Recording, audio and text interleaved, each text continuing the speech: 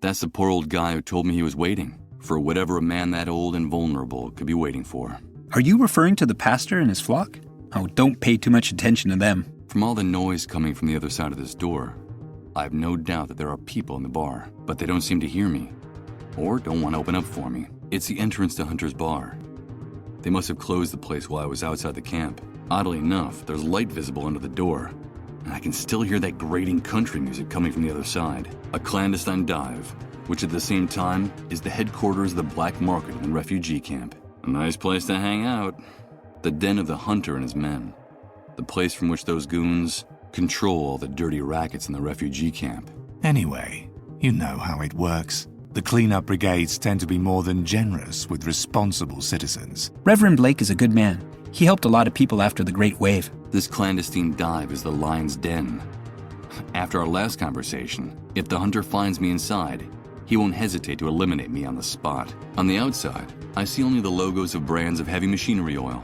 Though, judging from the lids, these drums have been reused and filled with something else. Dozens of stored drums stacked chaotically. What the devil could be in them? And who might want to keep them here? Dozens of drums stacked chaotically. They belong to the hunter, which would suggest that they can't contain anything remotely legal. Okay, here goes. But he gradually started to lose his mind until he reached the state he's in now. Nothing. It's impossible to budge these drums at all. I don't know what they contain, but whatever it is, it weighs a ton. With its contents spilled all over the ground, the punctured drum doesn't seem so heavy anymore. Someone placed a bunch of those rusty drums up against the wall. Ugh. They smell like liquor and industrial oil. Oh, Jesus. The cocktail of odors is nauseating. It's a bunch of rusty drums stored next to this wall. I've almost emptied one of them, and now it seems much lighter. These drums served as a ladder for me to play electrician. Ugh. The smell of this cheap liquor mixed with the smell of industrial oil. It's turning my stomach. Well, I stop by once or twice to listen to him preach. The days are long. You have to find something to do. So, let's see. It's a thick cable that runs along that building's roof, but I can't see it very well from here. It's too high. Up close, I see that it's a high voltage wire. It probably carries the electricity for this entire building, the electric cable that I myself cut. The hunter's thugs made a fairly shoddy connection that will probably only just hold until the next time it rains. The cable's too high.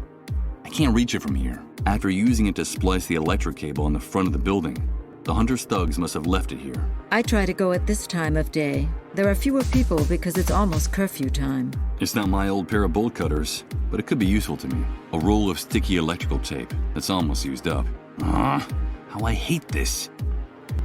The loose end has been getting stuck to my fingers ever since I picked it up. It would be my pleasure to shut the mouths of those two unscrupulous thugs with electrical tape. But I don't think they'll let me. The stool is so rickety that there's little the electrical tape can do to fix it. I'd gag it, even strangle it with my bare hands if I could. Anything to stop the music coming out of that loudspeaker. But I don't think the hunter would find that amusing. The hunter's men have already taken care of repairing that cable. The Reverend seems obsessed with that atmospheric phenomenon in the sky, and with religious themes of guilt and repentance. Everything in this camp is in such ramshackle and disastrous condition that a little electrical tape won't change anything. These barbs are so sharp that trying to cover them with electrical tape would be useless. Put tape on them. Best not to provoke these uniformed savages any further. The consequences could be rather harmful to my health. The mirror on the closet is broken, but it's still perfectly held in place. There's no need to add electrical tape to this. The sheet is dirty and awfully ripped. It's not worth wasting electrical tape on it. It's not necessary. I can tear the electrical tape perfectly well with my hands. The glass in the window is broken into 100 pieces. It would take me hours to put it back together. It's ruined.